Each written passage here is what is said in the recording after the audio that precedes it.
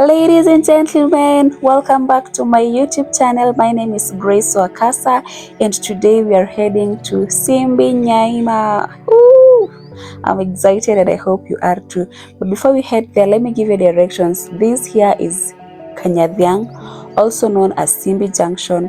From Homabay Town to this place is between 30 Kenyan shillings to 50 Kenyan shillings using a motorbike. It is not very far. That is how close it is. And then when you get to the junction, from the junction there is a signpost that is showing you the way to Lake Simbi.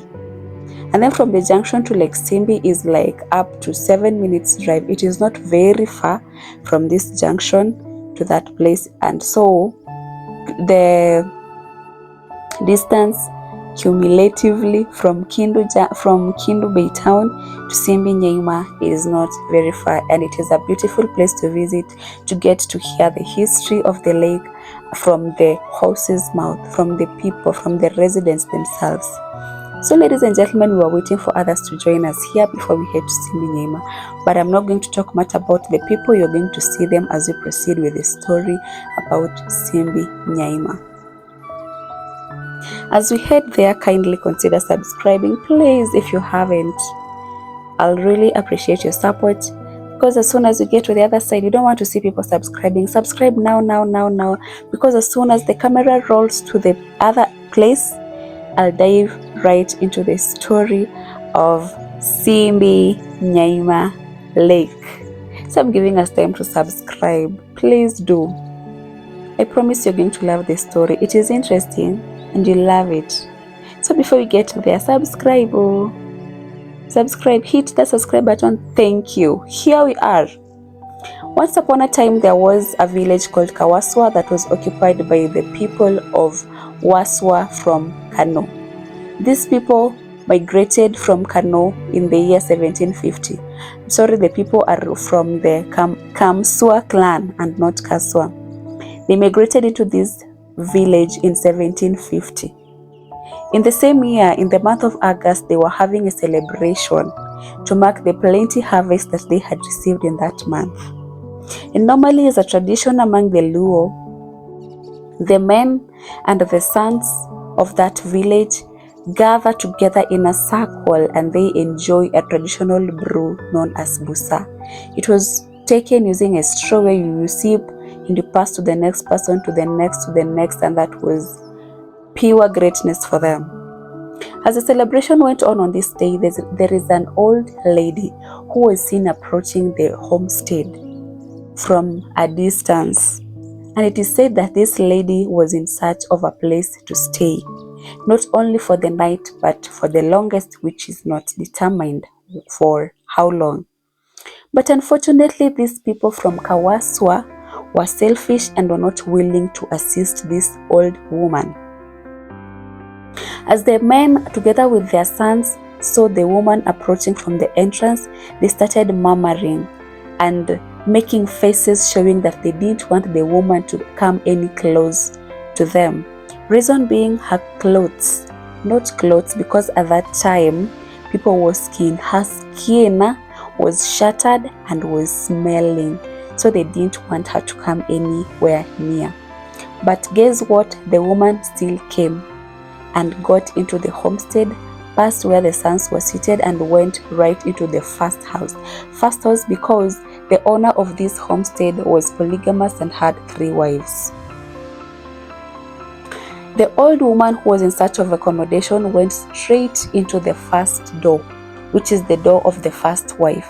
She knocked and she was chased away before she could even communicate her request, which was just a glass of water, before moving to other requests. She went to the second door, which belonged to the second wife. The second wife thought to herself that, oh my goodness, this polygamous husband of ours has decided to add another. And so she didn't welcome her either. She chased her away. The third door, which belonged to the third wife. The old woman knocked here. She didn't give up after being chased from the 2 doors. And to her surprise, the third wife welcomed her. And this tradition, I came to learn about it from this story that long in those days, when someone asked you for a glass of water, you first give them either a cup of porridge or of milk before giving them water. So when this woman knocked and asked for a glass of water, this generous third wife offered her a cup of porridge first, and then later offered her the drinking water that she had requested. The old woman was glad and was moved by the kindness that this fellow woman showed her. In the heart of the old woman, she felt like she needed to bless this woman for her kindness, and she needed to reward her together with her family.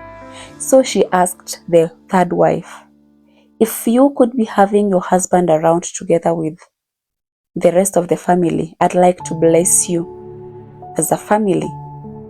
And since the husband had seen this woman from the entrance, and he was the first one to suggest that this woman be chased away, the husband declined that offer and asked the wife, the third wife, to throw that old woman away. The husband even scolded her and asked her, how could you do this? How could you welcome a total stranger to our compound and into your house? And you even trust her to an extent of believing her to bless us. The husband was very furious and asked the wife to chase that old woman. The old woman did not pester the wife, but accepted that she was not needed by that old man. And so she asked the wife, if you don't mind, I would like to bless you with your sons. So do this. Take anything and everything that you cherish in this home, in this homestead, because we are leaving and you will never meet these people again. So the third wife mentioned that the only treasures that she had in this compound, in this homestead, were her two sons. Why didn't she mention the husband though? Story for another day. So the old woman helped her hold the hand of one son as she held the hand of the other. And so together they walked away from the homestead, and when they had moved about 1 kilometer, the old woman who was in search of accommodation asked the wife to look behind her and bid her fellow Kawaswa people farewell, because that was the last time that she was going to see them. And after that, they were never going to meet anywhere again in this planet Earth. So the woman turned. As she turned, she was shocked to see that it was raining heavily in that village, and some parts of the village had started getting destroyed. They appeared like they were being swallowed by the ground. So the old men who were outside together with the sons enjoying busa decided that, you know what, we cannot stay here and be rained on. Let's get inside the house and wait for the rains to stop, and then we would come outside to continue with the celebrations. They went inside their houses and waited for the rains to stop. Shock on them, that did not happen because the rains never stopped. It continued raining and raining and raining and raining, and as it was raining, the village was being destroyed. In that, the houses were being broken, the ground there was being broken, and it was being swallowed. It was getting sunk inside that ground. And so that is how the entire village got destroyed, and the people, the houses, the cattle, and everything in this place was submerged into this place that we now call Lake Simbi Nyaima. Everything, including the harvest that they were celebrating, everything including that got swallowed. And that is how Simbi Nyaima came to existence. So it simply means Simbi Simbi is a collection of the traditional huts that were built by the Sons in that time. So one house is Simba, the houses of the Sons. One house is Simba. So a collection of them is known as Simbi. So that is how Simbi, the collection of those huts. Nyaima means that were sunk, that were submerged, that were destroyed. I'm trying to get the right word, but that is just it. That is how the lake came to existence, and since then the members of this locality, that is what they believe, and they have different beliefs concerning this lake that I am going to tell us in the next video.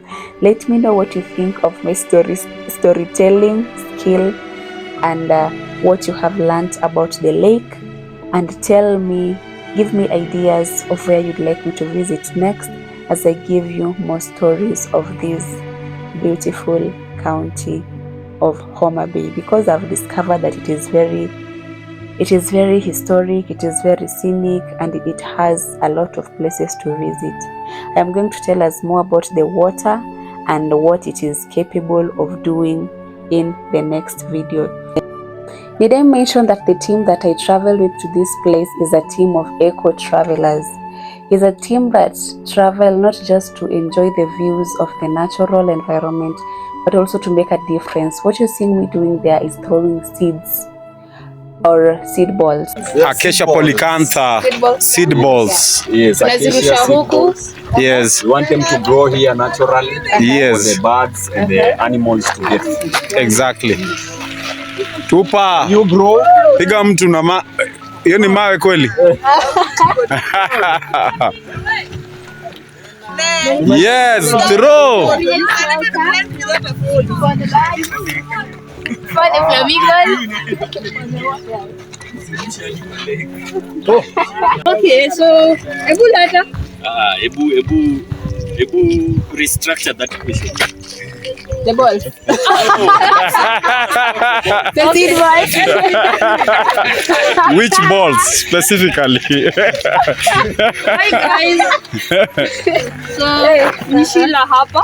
Yes. We came to Lake Simbi. Lake Simbi Nyaima. Yes. And we are here doing conservation as the eco-travelers. We normally do conservation. So tumekuja hapa kupanda acacia polyantha because we've seen some species of acacia doing well here. So we were throwing acacia polyantha. So seed balls are inside. Hapa ndani we have the seed balls ndani. It's coated with charcoal dust to preserve moisture. Alafu inafanya pia keep away rodents and termites until it rains and the seed will germinate. Yeah, so it's for preservation. Na itamea tu. So hapa tumerusha kiasi. We are going to Homa Hills. See you there.